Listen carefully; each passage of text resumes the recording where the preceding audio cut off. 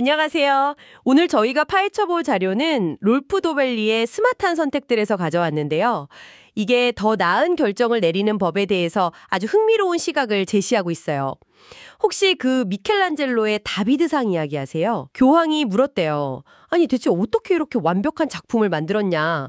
그러니까 미켈란젤로가 아주 간단했다고. 그냥 다비드가 아닌 부분은 전부 깎아냈을 뿐이라고 답했대요. 바로 그 이야기가 이 자료의 핵심을 딱 관통하는 메시지예요. 아, 그런가요? 네, 우리는 보통 어떻게 하면 성공할까, 어떻게 하면 행복해질까 이렇게 정답을 찾으려고 하잖아요. 그쵸. 방법을 찾죠. 그런데 이 책은 그게 거의 불가능하다고 말해요. 대신에 무엇이 우리의 성공과 행복을 망치는지는 비교적 분명히 알 수 있다는 거죠. 그거 흥미로운 관점이네요. 보통은 성공하는 법을 배우려고 하는데 실패하지 않는 법에 집중하라는 거니까요. 맞아요. 운전 배울 때 최고의 드라이버가 되는 기술보다 사고 피하는 법부터 배우는 것처럼요. 아, 딱 그거네요. 그럼 오늘 우리가 깎아내야 할 그 다비드가 아닌 돌멩이들, 그게 구체적으로 뭔지 한번 알아볼까요? 좋습니다. 그 돌멩이, 그러니까 생각의 오류 중 첫 번째는요. 의외로 너무 많이 생각해서 생기는 문제에서 시작돼요. 네. 너무 많이 생각하는 게 문제라고요? 보통은 신중하게 생각하는 게 좋은 거 아닌가요? 그게 바로 심사숙고잖아요. 그렇죠. 그래서 이걸 심사숙고의 함정이라고 부르는 거예요. 1999년 브리티시 오픈 골프 대회 마지막 홀에 섰던 장 방디 벨드 선수를 보면 이게 무슨 뜻인지 확실히 알 수 있어요. 아, 그 선수. 네, 우승이 거의 확정된 상황이었거든요. 3타차 선두였고 마지막 홀에서 6타만 쳐도 우승이었죠. 프로 선수한테는 시군중 못 끼죠. 그런데 거기서 무너졌죠. 저도 그 장면 기억나요. 정말 믿을 수 없는 실수들을 막 연발하면서 우승을 놓쳤잖아요. 대체 왜 그랬던 걸까요? 바로 거기서 심사숙고의 함정이 발동한 거예요. 그가 갑자기 모든 가능한 경우의 수를 머릿속으로 계산하기 시작했어요. 아, 이쪽으로 치면 물에 빠질 위험이 있고 저쪽은 벙커가 있고. 아, 수만 번 연습해서 몸이 기억하는 스윙을 믿는 대신에 머리로 완벽한 수를 찾으라고 한 거죠. 그 순간 몸에 익은 자동적인 능력은 마비되고 분석적인 뇌가 몸의 통제권을 그냥 빼앗아 버린 거예요. 결과는 재앙이었고요. 와, 너무 많이 생각하느라 오히려 몸이 굳어버렸군요. 생각해보니 저도 중요한 발표 같은 거 할 때 대본을 너무 의식하면 오히려 말이 꼬일 때가 있었던 것 같아요. 정확해요. 이걸 아주 잘 보여주는 딸기잼 실험이라는 게 있어요. 학생들을 두 그룹으로 나눠서 45가지 딸기잼에 순위를 매기게 했거든요. 네. 한 그룹은 그냥 맛만 보고 직관적으로 순위를 정하게 했죠. 그랬더니 전문가들의 평가랑 거의 비슷하게 나왔어요. 오, 그런데 다른 그룹에게는 각 잼의 맛에 대해 분석적인 이유를 적어내라고 요구했어요. 그랬더니 어떻게 됐는데요? 왠지 결과가 안 좋았을 것 같은데요? 맞아요. 순위가 완전히 뒤죽박죽이 되어버렸어요. 머리로 단맛의 강도나 과육의 질감 같은 걸 분석하느라 혀가 느끼는 단순하고 직관적인 맛있다는 감각을 놓쳐버린 거죠. 아, 우리가 수없이 반복해서 숙달된 일에 대해서는 때로는 머리를 비우고 몸의 감각을 믿는 게 훨씬 나은 선택일 수 있다는 걸 보여주는 거예요. 그렇군요. 그럼 반대로 생각을 너무 안 하고 순간적인 감정에만 의존하는 건 괜찮을까요? 이것도 뭔가 함정이 있을 것 같은데요. 물론이죠. 바로 거기서 감정 휴리스틱이라는 두 번째 돌멩이가 나타나요. 감정 휴리스틱이요? 네, 휴리스틱이라는 건 쉽게 말해 어림짐작 같은 건데 감정에 의존해서 모든 걸 판단해버리는 경향을 말해요. 예를 들어 우리가 뭔가를 좋아하면 그것의 장점은 크게 보고 단점이나 위험은 작게 봐요. 반대로 싫어하면 장점은 안 보이고 위험만 크게 보이죠. 아, 사실 장점과 위험은 별개인데 그냥 좋다, 싫다 하는 감정 하나로 퉁쳐서 판단해버리는 거예요. 핵발전소 같은 걸 생각하면 딱 그러네요. 지지하는 사람들은 값싼 에너지라는 혜택만 강조하고 반대하는 사람들은 사고 위험성만 크게 부각시키니까요. 맞아요. 심지어 우리가 인지하지도 못하는 아주 찰나의 감정도 판단에 큰 영향을 미쳐요. 한 실험에서 참가자들에게 분의 1초, 그러니까 눈 깜빡할 사이보다도 짧게 미소 짓는 얼굴을 보여줬어요. 아무도 그걸 봤다고 인지하지 못했죠. 네네. 그런데 그 직후에 전혀 상관없는 한자를 보여주니까 이 미소에 노출된 사람들이 그렇지 않은 사람들보다 그 한자를 더 좋아했다고 해요. 아침에 해가 비치면 그날 주식 거래가 증가하는 경향이 있다는 연구도 있어요. 와, 햇살 때문에 주식 거래가 늘어난다니. 생각해보니 저도 날씨 좋은 날 괜히 기분이 좋아서 충동적으로 뭔가를 샀던 경험이 있는 것 같아요. 이게 그런 심리였군요. 그런데 생각과 관련된 함정이 또 있다고요? 네, 바로 의사결정의 피로감이에요. 결정을 내리는 행위 자체가 정신적인 에너지를 소모시킨다는 개념이죠. 아, 의지력 같은 거요? 그렇죠. 우리의 의지력은 무한하지 않아요. 배터리처럼 쓰면 닳는 거죠. 이스라엘 판사들을 대상으로 한 연구가 아주 충격적인데요. 판사들이 가석방 심사를 할 때 아침 식사 직후나 점심 식사 직후에는 허가율이 65%까지 올라갔어요. 에너지가 꽉 차 있을 때군요. 그럼 시간이 지나면요? 휴식 시간이 가까워질수록 허가율이 10% 미만까지 곤두박질 쳤어요. 와, 그렇게까지요? 네. 판사들이 지친 거죠. 죄수를 풀어줄지 말지 결정하는 건 엄청난 에너지가 드는 일이잖아요. 에너지가 바닥나면 우리 뇌는 가장 쉬운 길, 즉 현상 유지를 택해요. 그냥 죄수를 계속 감옥에 두는 거죠. 그게 가장 고민이 적은 상태이니까요. 와, 중요한 결정은 배부르고 등 따실 때 해야 한다는 말이 과학적인 근거가 있었네요. 듣고 보니 이케아가 쇼핑몰 한가운데에 레스토랑을 둔 것도 비슷한 전략 같아요. 아, 그렇죠. 수많은 가구들 사이에서 이걸 살까 저걸 살까 고민하다 보면 지치잖아요. 그때 딱 맛있는 미트볼로 에너지를 충전시켜서 자, 이제 2라운드 쇼핑을 시작해볼까 하고 만들려는 거죠. 아주 영리한 전략이죠. 바로 그 의사결정 피로감을 회복시켜주는 거예요. 그런데 그렇게 우리 뇌가 지쳐있을 때 특히 더 잘 먹히는 설득의 기술이 있어요. 아주 간단한 단어 하나만 붙이면 되는데요. 뭔가요? 갑자기 궁금해지는데요? 바로 왜냐하면이라는 단어예요. 이게 왜냐하면 효과라는 건데요. 왜냐하면 효과요? 네, 하버드대 심리학자 앨런 랭거의 유명한 복사기인 실험이 있어요. 복사기 앞에 길게 줄을 선 사람들에게 가서 그냥 먼저 복사해도 될까요? 라고 물었을 때는 절반 정도만 양보해줬어요. 네. 그런데 제가 좀 급해서요. 왜냐하면 하고 이유를 덧붙이니까 거의 모든 사람이 양보해줬죠. 그건 이해가 가요.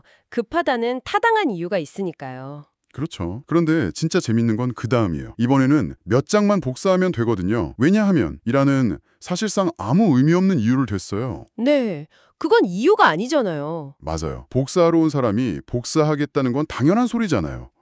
그런데도 결과는 어땠을까요? 설마 이것도 다 통했나요? 네, 놀랍게도 거의 모든 사람이 양보해줬어요. 와, 이 실험이 보여주는 건 사람들은 이유의 내용보다 왜냐하면 이라는 말을 써서 이유를 제시하는 형식 자체에 훨씬 더 약하다는 거예요. 아, 그냥 이유가 있다는 사실만으로도. 네, 훨씬 더 잘 수긍하는 거죠. 결국 이 실험이 우리에게 주는 교훈은 명확하네요. 누군가를 설득해야 할 때 이유의 퀄리티를 고민하느라 시간을 낭비하기보다 어떤 이유든 일단 제시하는 것이 훨씬 효과적이라는 거죠. 그렇죠. 반대로 누가 우리에게 왜냐하면이라고 말할 때는 그 뒤에 오는 내용이 정말 타당한지 한 번쯤 의심해 볼 필요가 있고요. 공항 사정으로 인해 연착되었습니다. 같은 안내방송도 사실 당연한 소리인데 이유를 말해주니까 왠지 덜 화가 나는 것과 같은 이치군요. 맞아요. 그렇게 남에게 설득당하기도 하지만 우리는 자기 자신에게 가장 잘 설득당해요. 아, 그렇죠. 특히 자기 아이디어에 대해서는 콩깍지가 단단히 씌워져. 이걸 NIH 증후군이라고 해요. Not Invented Here Syndrome. 내가 만든 게 아니다 이런 뜻인가요? 네, 내가 만든 게 아니다라는 이유만으로 외부의 좋은 아이디어를 배척하는 경향이죠. 아내에게 선보였는데 아내가 맛없다고 혹평했대요.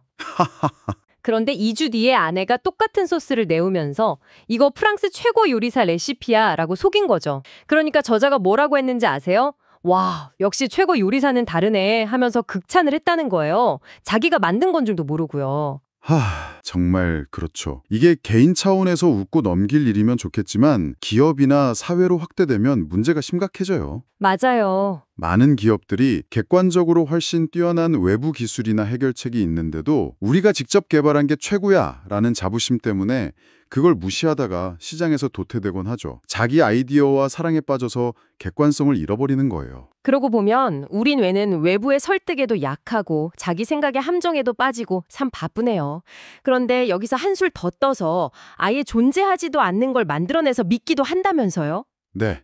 마지막으로 살펴볼 함정들이 바로 그거예요. 실제로는 없는데도 무언가 의미 있는 패턴이나 규칙이 있다고 믿는 착각들이죠. 대표적인 게 클러스터 착각이에요. 클러스터 착각? 네, 무작위로 흩어져 있는 점들 속에서 어떤 형상을 발견해내는 경향인데요. 아, 구름 보면서 동물 모양 찾아내는 거랑 비슷한 건가요? 토스트 조각에서 예수님 얼굴을 발견했다는 뉴스는 저도 본 적 있어요. 그걸 10년이나 보관하다가 경매에서 3천만 원 넘게 받고 팔았다고 하던데요. 맞아요. 화성 표면에서 찍힌 사진 중에 사람 얼굴처럼 보이는 지형도 한때 엄청난 화제였죠. 군신 마르스의 얼굴이라고 불렸잖아요. 아, 맞아요. 우리 뇌는 무질서하고 무작위적인 상황을 굉장히 불안해해요. 그래서 어떻게든 거기서 의미 있는 패턴을 찾아내서 안정감을 얻으려고 하죠. 신호가 애매하고 모호할수록 우리는 더 적극적으로 의미를 부여해요. 뭔가 불안할 때 점을 보거나 사주를 보는 것도 비슷한 심리일 수 있겠네요. 불확실한 미래에서 어떤 패턴이라도 찾고 싶은 마음이요. 그렇죠. 제2차 세계대전 때 런던에 떨어진 독일의 V1 로켓 폭격 지점이 조언이에요. 나중에 분석해보니 폭격 지점은 완전히 무작위적이었어요. 그런데 당시 런던 시민들은 폭격 지점을 보면서 필사적으로 패턴을 찾으려고 했어요. 아, 이 지역은 안전하고 저 지역은 위험하구나 하고 거짓된 패턴이라도 믿어야만 그 불안을 견딜 수 있었던 거죠. 정말 안타까운 이야기네요. 그런데 이 클러스터 착각이랑 비슷하면서도 좀 더 통계적인 함정이 있다고요. 적은 숫자의 법칙이라고요. 네, 작은 표본에서 나온 결과를 보고 성급하게 일반화하는 오류예요. 아주 재미있는 사례가 있어요. 한 대기업이 전국 지점의 직원 절도 비율을 조사했어요. 그랬더니 절도율이 가장 높은 지점들이 대부분 인구수가 적은 시골에 있는 작은 지점들이었어요. 그래서 시골 사람들이 도둑질을 많이 한다는 결론을 내리려고 했다고요? 듣기만 해도 뭔가 이상한데요? 그렇죠. 전형적인 성급한 일반화죠. 이 오류의 허점을 제가 명쾌하게 보여드릴게요. 만약 그들이 반대로 절도율이 가장 낮은 지점들을 살펴갔다면 결과가 어땠을까요? 잠깐만요. 그러고 보니 거기도 똑같이 시골의 작은 지점들이었겠네요. 바로 그거예요. 지점 규모가 작으니까 직원 한 명이 절도를 저지르면 그 지점의 절도율은 확 치솟아서 전국 1위가 될 수 있어요. 아, 반대로 아무도 절도를 안 하면 절도율은 0%가 돼서 전국 꼴찌가 되는 거고요. 대도시에 있는 큰 지점은 직원이 워낙 많아서 한두 건의 사건으로는 전체 비율에 큰 변화가 없죠. 결국 진짜 원인은 시골이라는 위치가 아니라 결과가 극단적으로 나오기 쉬운 작은 표본 크기였던 거예요. 와, 이건 정말 아하 하는 순간이네요. 똑같은 데이터를 보고도 어떻게 보느냐에 따라 정반대의 결론을 내릴 뻔했군요. 오늘 이야기를 나눠보니 우리 뇌가 생각보다 허술하고 게으르고 또 자기가 보고 싶은 것만 보려는 경향이 정말 강하다는 걸 새삼 깨닫게 돼요. 맞아요. 너무 많이 생각해서 일을 그르치고 찰나의 감정에 휘둘리고 왜냐하면 한마디에 쉽게 넘어가죠. 네. 심지어는 존재하지도 않는 패턴을 만들어내고 작은 샘플만 보고 섣부른 결론을 내리고요. 미켈란젤로가 완벽한 다비드상을 만들기 위해 필요 없는 돌멩이들을 쪼아냈던 것처럼 우리도 더 나은 결정을 내려려면 방금 이야기 나눈 이런 생각의 오류들을 하나씩 알아차리고 걷어내는 노력이 필요한 것 같아요. 네, 정말 그래요. 오늘 이 탐구를 마무리하면서 청취자 여러분께 마지막으로 생각해볼 질문을 하나 던지고 싶어요. 오늘 다루진 않았지만 자료에 한 가지 이유의 함정이라는 개념이 나오거든요. 금융위기나 전쟁처럼 아주 복잡한 사건이 터졌을 때 우리는 수백 가지 원인이 얽혀 있는데도 단 하나의 단순한 원인 혹은 단 한 명의 희생양을 찾으려고 한다는 거예요. 그래야 마음이 편하니까요. 복잡한 건 싫어하죠, 우리 뇌는. 맞아요. 그래서 말인데요. 다음에 어떤 복잡한 문제에 대해 누군가가 아주 간단하고 명쾌한 설명을 제시할 때 한번 스스로에게 이렇게 질문해보는 건 어떨까요? 이게 정말 전부일까? 아니면 나는 지금 진실된 답보다 가장 이해하기 쉬운 답을 찾고 있는 건 아닐까 하고요.